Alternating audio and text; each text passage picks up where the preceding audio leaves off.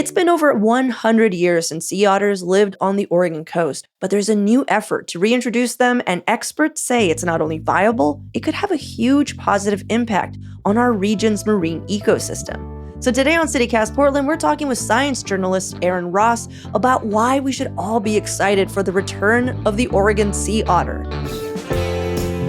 It's Monday, August 14th. I'm Claudia Meza, and this is what Portland's talking about.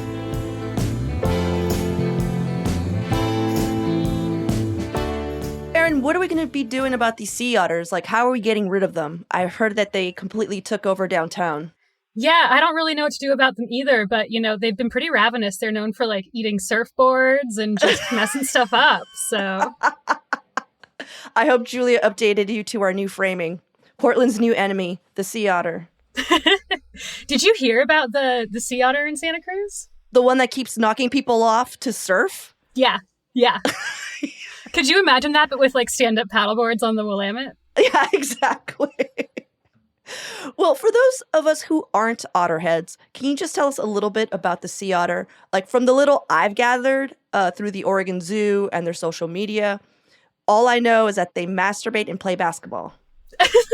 River otters are, known for juggling rocks. This is a thing that river otters just do in the wild on their own, so that's where my brain goes when I think, otters playing sports. Yeah, I don't know if you remember, I forget the name of the otter who passed away, but the Oregon Zoo did this beautiful eulogy.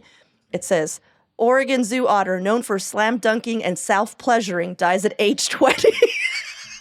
Oh, buddy. 20 is a really long time for a sea otter. That's pretty good. Yeah. Addie the sea otter.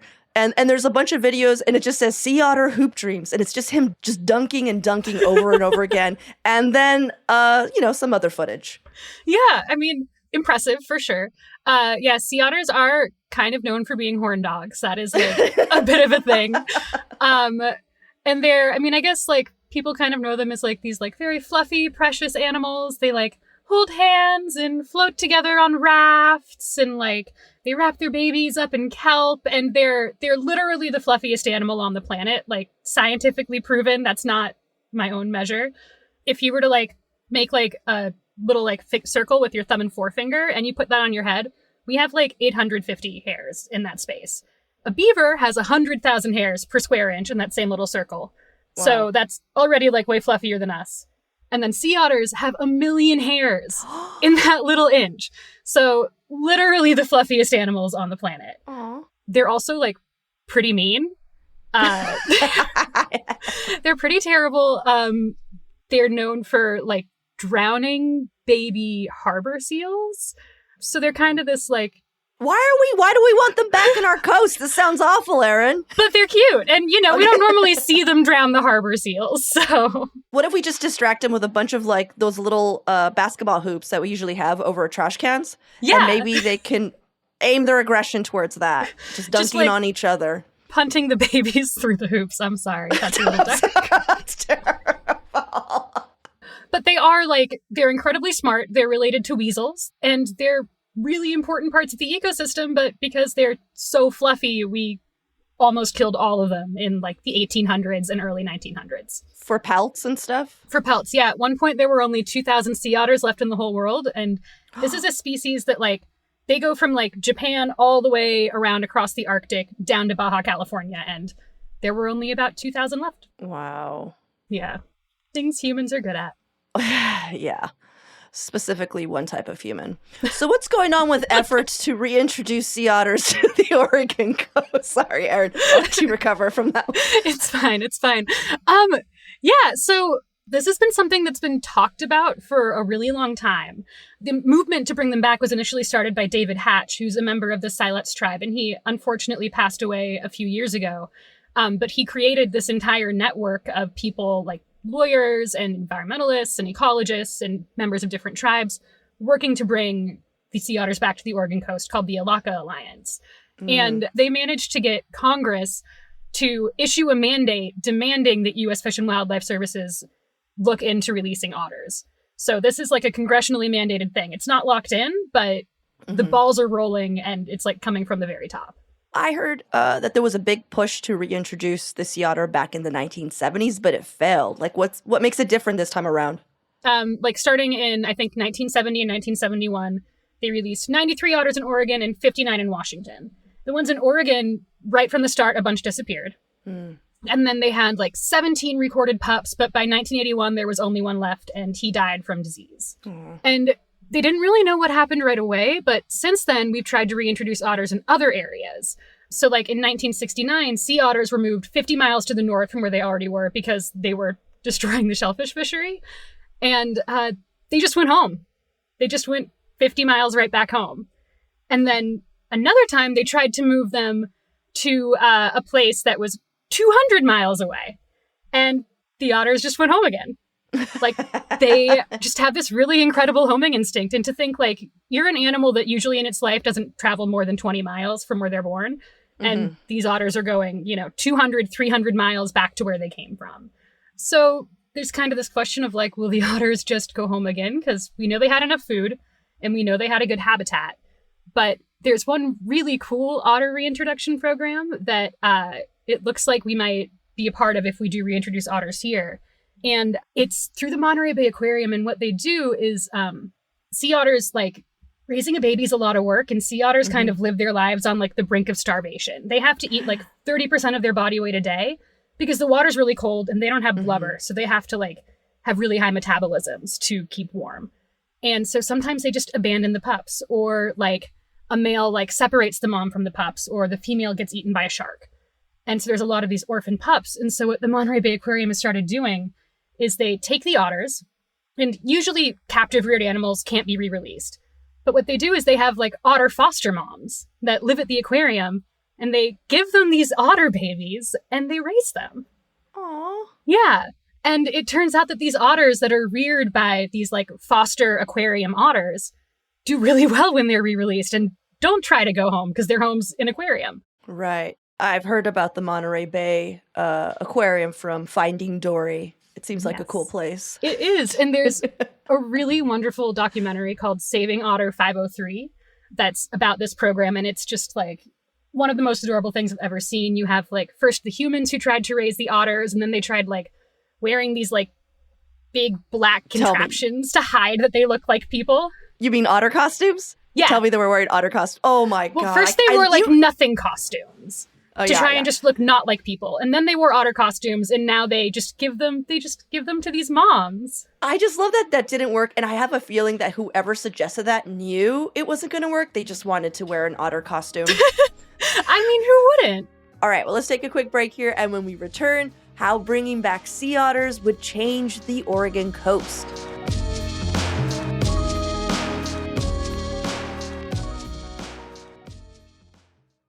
Why are we trying so hard to reintroduce the sea otter back to the Oregon coast? Because what I'm hearing is that the native Oregon otter is gone.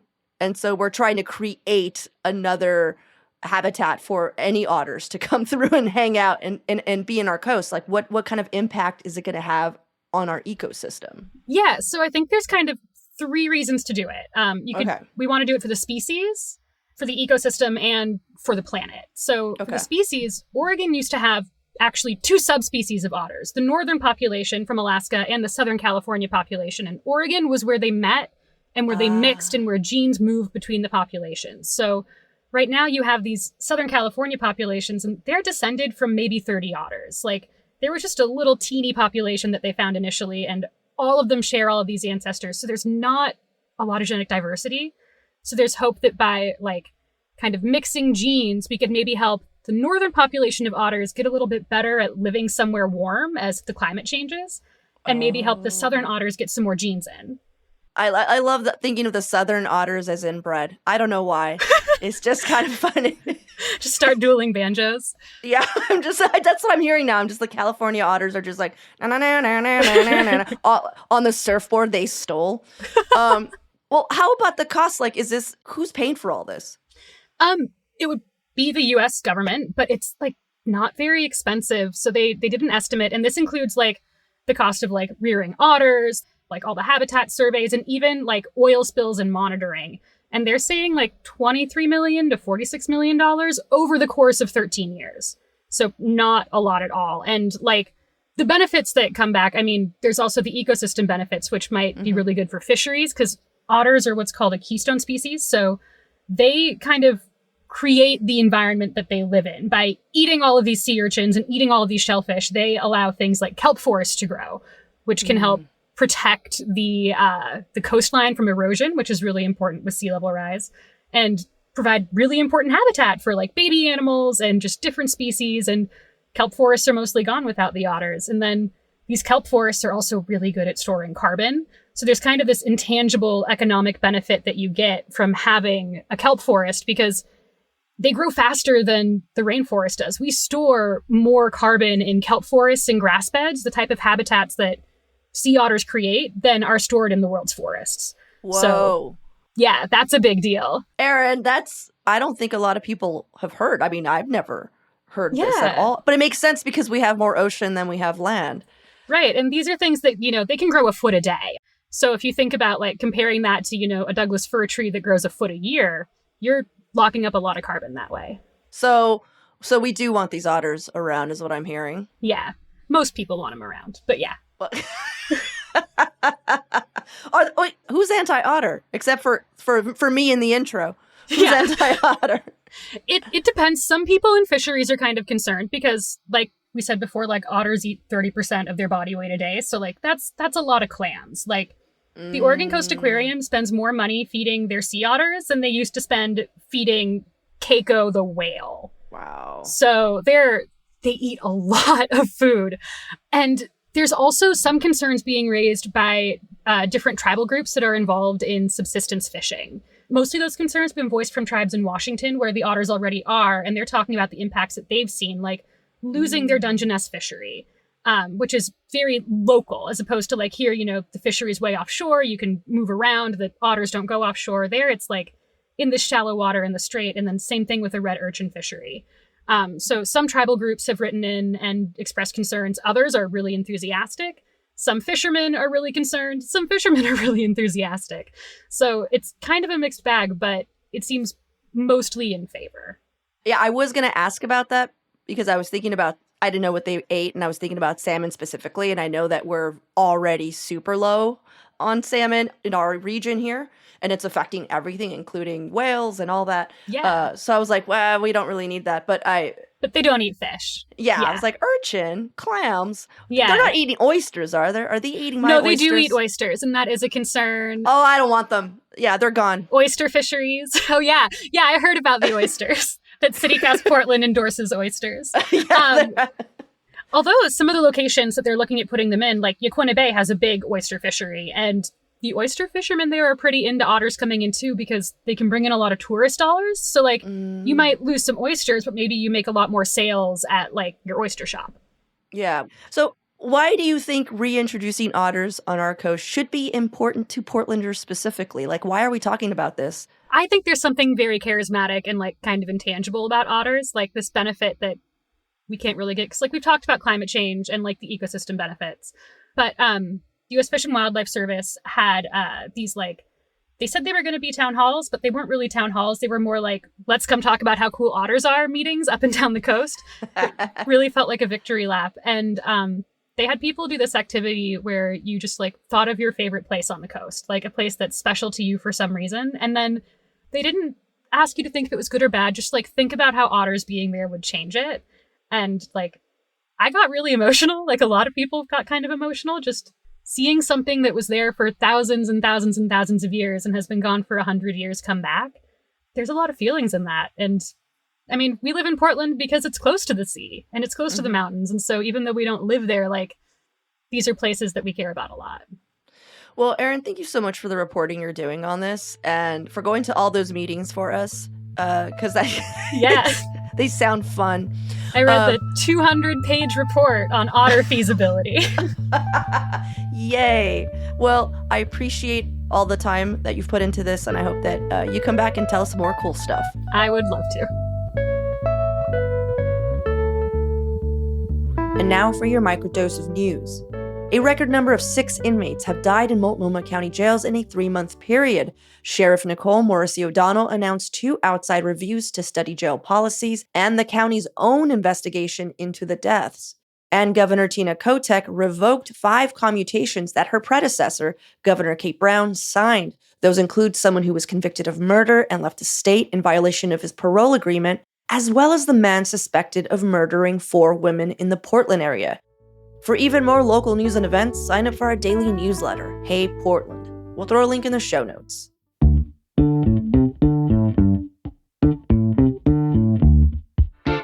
That's all for today here on CityCast Portland. Thank you so much for listening. If you enjoyed the show, please share it with a friend, or rate or leave us a good review. It really does help us out. We'll be back tomorrow morning with more from around the city. Until then, see you at Slim's.